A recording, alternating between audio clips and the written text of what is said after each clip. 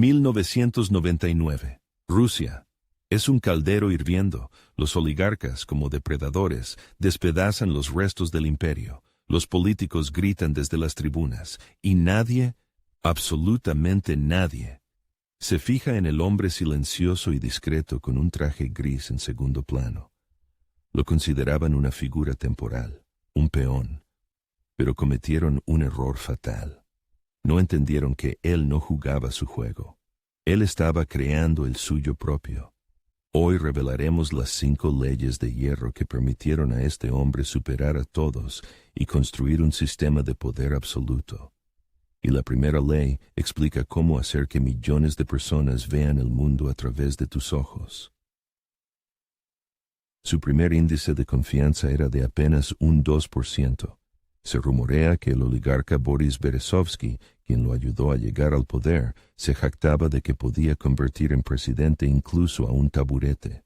Aquello no era un estado, sino un campo de batalla. El 22% de la economía del país estaba en la sombra. La fuga de capitales alcanzaba los $25,000 millones al año. Regiones como Tatarstán adoptaban constituciones que ponían las leyes locales por encima de las federales. No era un país, sino un conjunto de principados feudales, unas ruinas sobre las que se podía construir cualquier cosa. Para entender cómo lo logró, no es necesario estudiar ciencias políticas, es necesario entender la psicología del poder. Analizaremos 5 principios clave. Primero, la arquitectura de la realidad. Segundo, el principio de suma cero. Tercero, la casta de los intocables. Cuarto, la ilusión de la imprevisibilidad. Y finalmente, el cierre del sistema sobre sí mismo. Estas 5 leyes son el sistema operativo del poder en el siglo XXI, una especie de El Príncipe de Maquiavelo, escrito no con tinta sino con señales de televisión, gasoductos y material comprometedor. Cada una de estas leyes es una herramienta, y la primera es la más importante.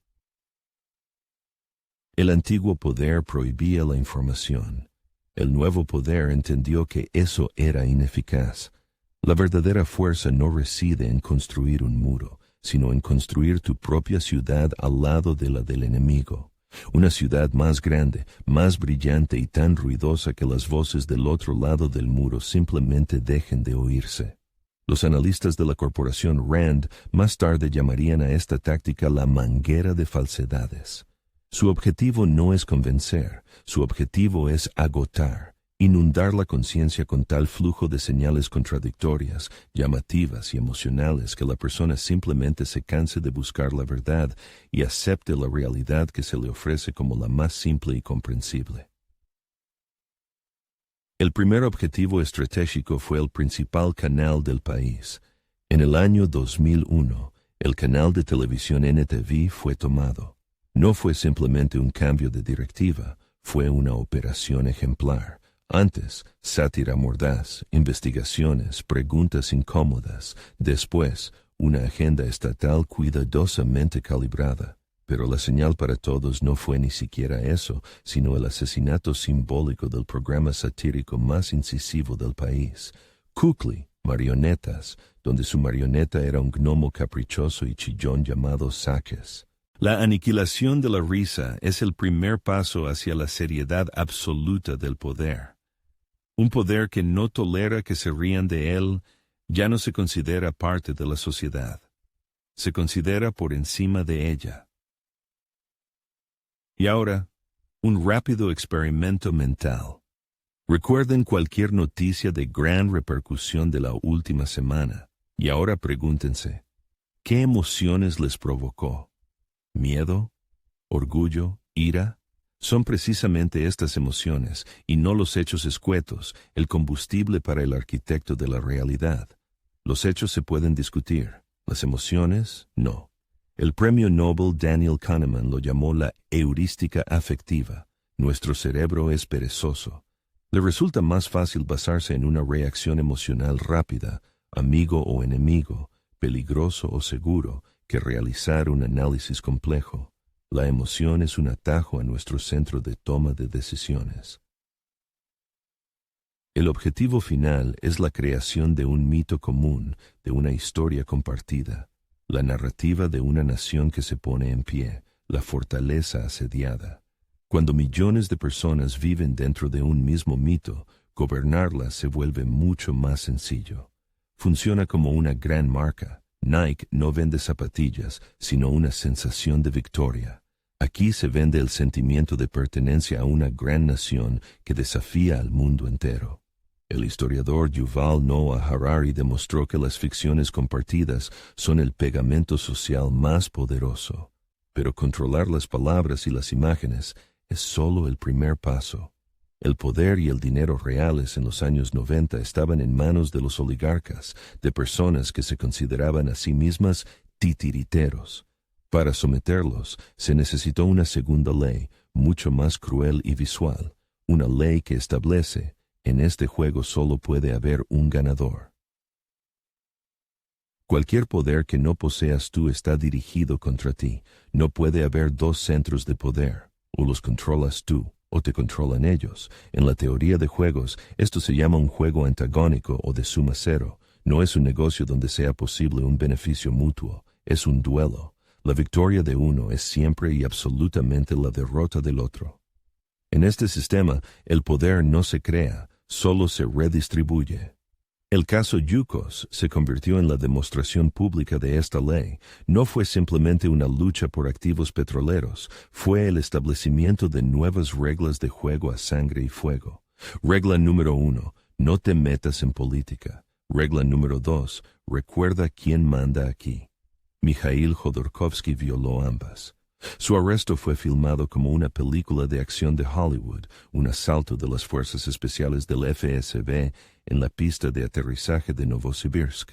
Pero el detalle clave no fue ese. Jodorkovsky cruzó una línea roja, comenzó a financiar partidos de la oposición. Intentó convertir el dinero en influencia política. El sistema contraatacó para demostrar que solo se puede convertir el poder en dinero. Pero nunca, nunca al revés. Los oligarcas de la vieja guardia recibieron la señal. Quienes no la entendieron, como Boris Berezovsky, acabaron en el exilio.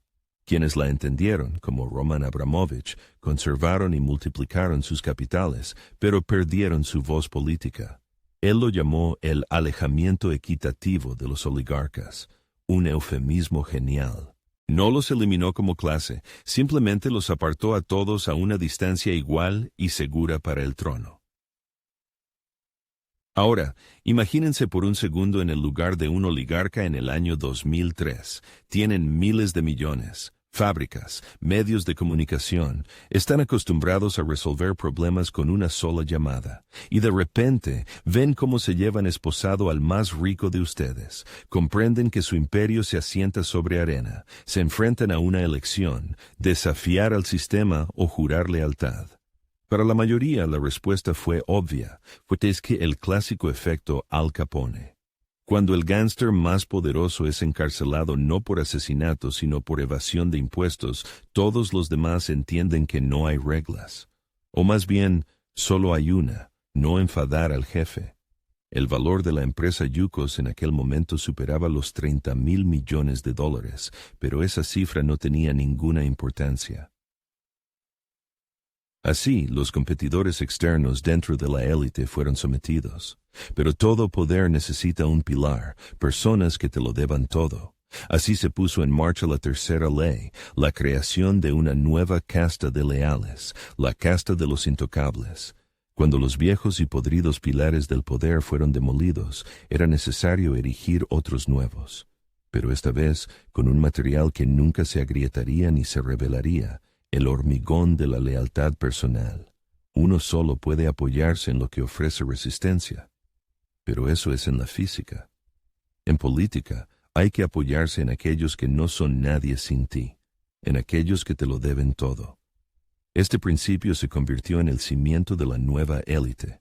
El material de construcción provino de dos grupos. El primero, los Siloviki, miembros de los servicios de seguridad, colegas de la KGB, personas unidas por un pasado común y un código de silencio compartido.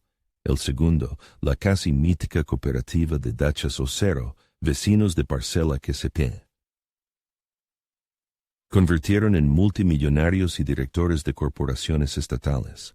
Los puestos clave en la economía y la administración comenzaron a ser ocupados no por gestores profesionales, sino por hombres de uniforme o amigos de la juventud. Esto no es corrupción en su forma clásica. Es la construcción de un sistema feudal donde la lealtad es el único criterio de aptitud profesional. La socióloga Olga Krishtanovskaya calculó que, a mediados de la década de 2000, la proporción de personas provenientes de las estructuras de poder en la alta élite de Rusia alcanzó el 25%. Un ejemplo clásico. Igor Sechin, ex oficial de inteligencia, al frente de Rosneft, la mayor petrolera del país. Esto no es un negocio, es el nombramiento de un virrey leal en un feudo clave. Imaginen una escala. En un extremo está la eficiencia, en el otro, la lealtad. En un sistema sano, el indicador se encuentra en algún punto intermedio. En el sistema construido según la tercera ley, el indicador está desplazado completamente hacia la lealtad. Los politólogos lo llaman un sistema neopatrimonial. Esto lo hace predecible para el líder, pero extremadamente frágil ante desafíos reales.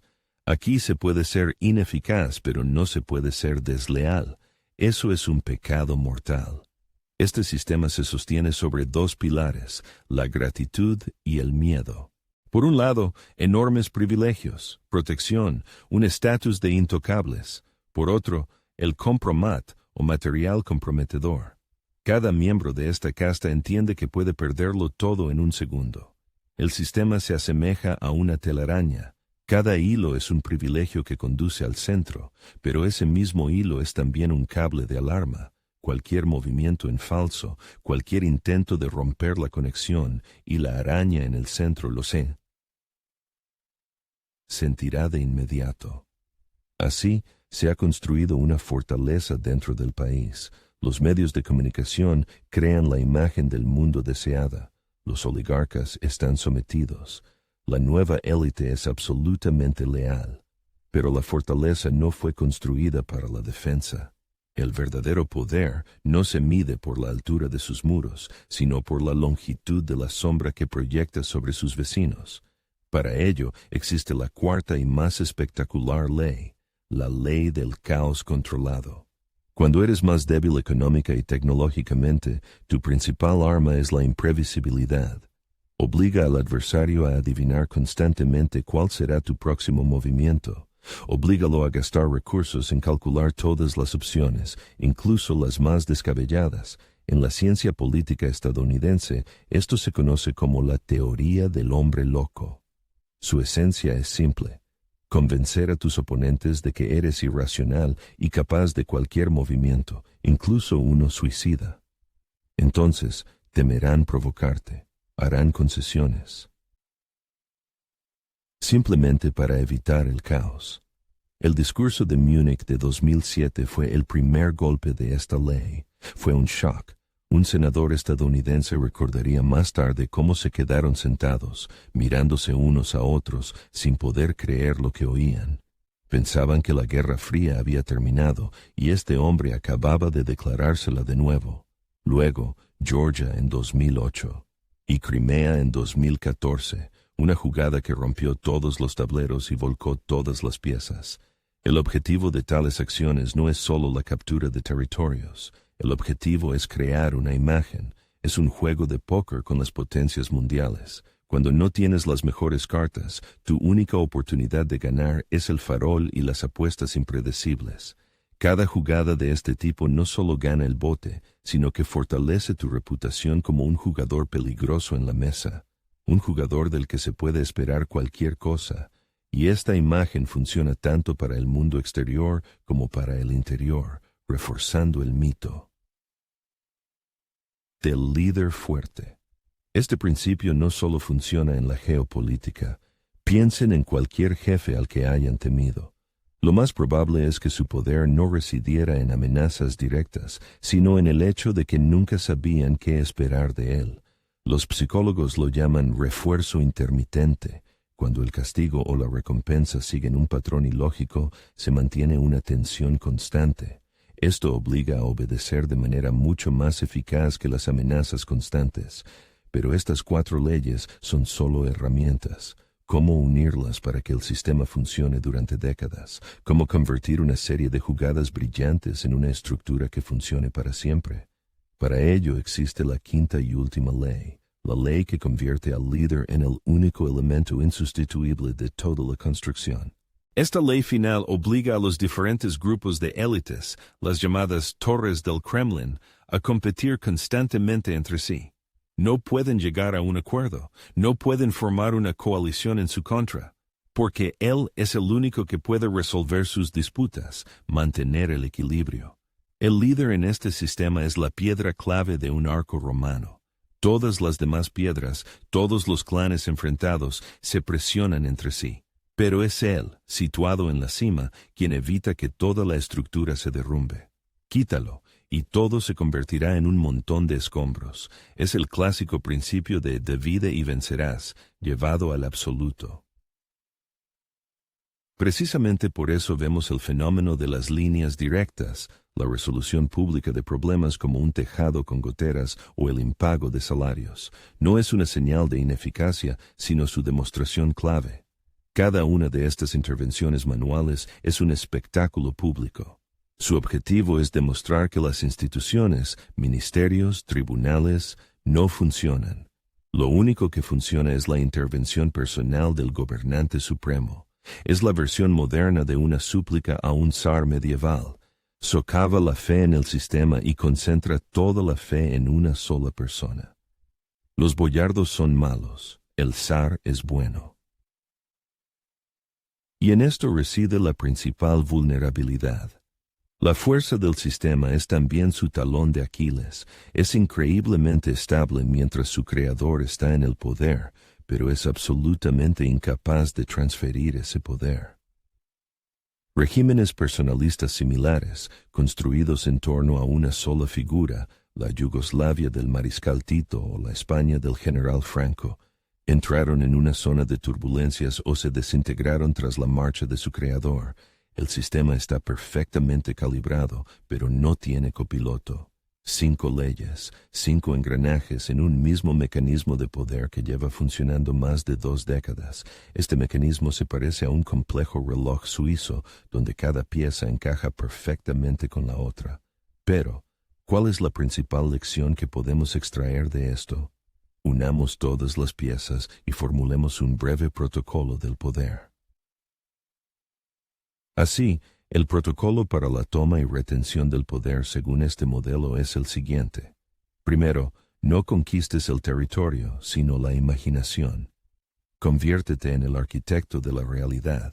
Segundo, elimina a todos los actores alternativos según el principio de suma cero. Tercero, crea una casta de leales personales que no sean nadie sin ti. Y cuarto, cierra todo el sistema sobre ti mismo. No te conviertas solo en el árbitro, conviértete en el sol alrededor del cual giran todos los planetas de las élites, compitiendo por tu calor y tu luz. Como dijo Mike Tyson, todo el mundo tiene un plan hasta que recibe un puñetazo en la boca. Y ahora, la pregunta principal para ustedes, ¿este sistema que hemos analizado es el resultado de un plan estratégico genial pensado desde el principio? ¿O fue una serie de brillantes improvisaciones tácticas en respuesta al caos? Escriban en los comentarios una sola palabra, plan o improvisación. Será muy interesante ver cuál predomina.